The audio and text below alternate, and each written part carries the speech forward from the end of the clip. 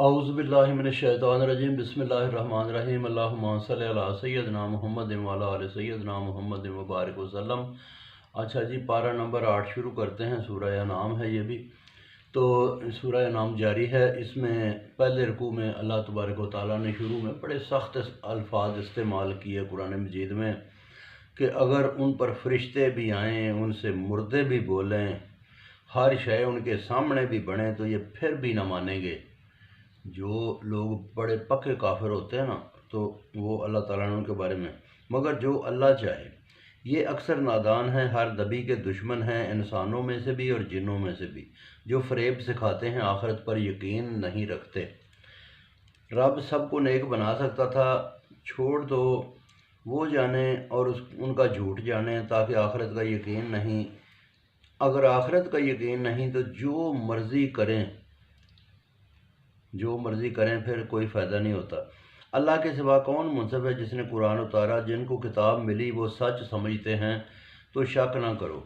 خدا کی ہر بات سچ ہے، کلام کا بدلنا ناممکن ہے۔ وہ سنتا ہے، جانتا ہے، دنیا کے اکثر لوگوں کا کہا مانیں تو راہ بھلا دیں۔ یعنی کہ نبی تو آتے ہیں راہ بتانے کے لیے، اگر لوگوں کا کہا مانیں گے تو پھر ظاہری بات ہے راہ بھولے گا۔ سب خیال پر چلتے ہیں اور اٹکل توڑاتے ہیں۔ رب خوب جانتا ہے تو جو اس کی راہ چلا اور جو بہکا۔ اللہ کا نام لے کر جو بھی کام جو ذبح کیا جائے تو کھا لو اگر یقین ہے، کوئی نہ کھانے کی وجہ نہیں، ناچارگی میں ہو گیا تو ہو گیا۔ لوگ بغیر تحقیق کے خیال پر بہکاتے ہیں۔ حد سے بڑھنے والوں کو خدا بہتر جانتا ہے، چھپے اور کھلے گناہ نہ کرو، کمائی کے مطابق سزا ملے گی۔ غیر اللہ کے نام سے چیزیں جو منسوب ہوں تو نہ کھاؤ۔ شیاطین چاہتے ہیں کہ یہ جھگڑا ڈالیں، اور ان کا کہا ماننا بھی شرک ہے۔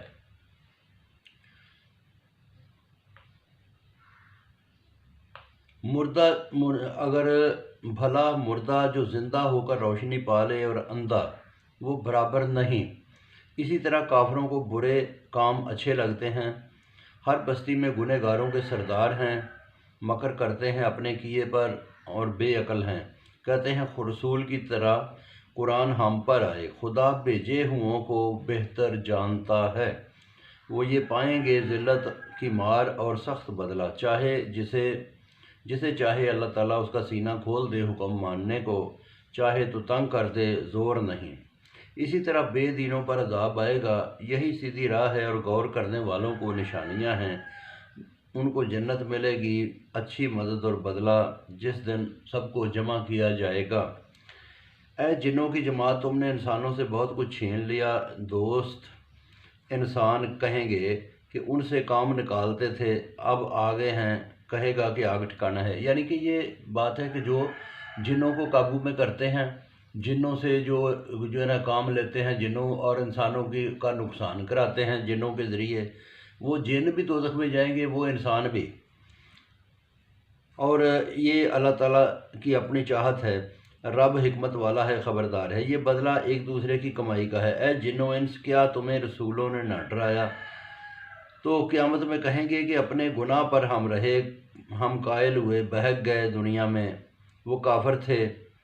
رب ظلم سے ہلاک نہیں کرتا بے خبری میں، درجہ اپنے کام پر ہے اور رب غافل نہیں۔ اللہ بے پرواہ رحم والا ہے، وہ چاہے تو تم کو بدل دے جیسے تمہیں مسلمان بنایا، اور وعدوں کے مطابق جو دیا۔ وہ دن آنے والا ہے جس میں کوئی بچ نہ سکے گا۔ کہو لوگو لگے رہو، قیامت میں پتہ چلے گا کس کو اچھا ٹھکانہ ملتا ہے اور کس کو برا۔ ظالموں کا بھلا نہ ہوگا۔ اپنی کھیتی اور مویشیوں میں اللہ کا حصہ ٹھہراتے ہیں، پھر اپنے بنائے ہوئے شریکوں کا حصہ، یہ ٹھیک نہیں، برا انصاف ہے۔ مشرکوں کو شریکوں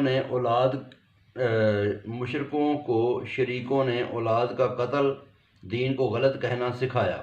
اللہ چاہتا تو نہ کرتے، مگر سچ جھوٹ جاننے کو ان پر چھوڑ دے۔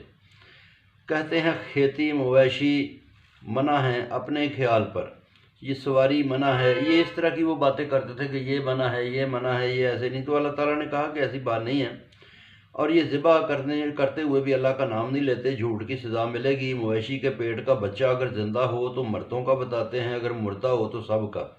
بعض اوقات وہ مویشی جمع کرتے تھے تو اندر سے کوئی جو ہے نا، اگر فیمیل کوئی جانور جب ذبح کیا اندر سے بچہ نکل آیا تو وہ کہتے تھے یہ مرد کھا لیں، اگر وہ زندہ ہو تو، اگر وہ مردہ ہو تو سارے کھا لیں۔ اللہ تعالیٰ نے کہا یہ سارا اپنی ان کی باتیں ہیں، تو غلط کہنے کی سزا اللہ تعالیٰ دے گا حکمت والا خبردار۔ جنہوں نے نادانی سے اولاد کا قتل کیا خسارہ پایا، رزق کو حرام ٹھہرایا بہکے اور وہ ہدایت پر نہ آئے۔ تو باقی آگے پھر کل پڑھیں گے جی، بہت شکریہ۔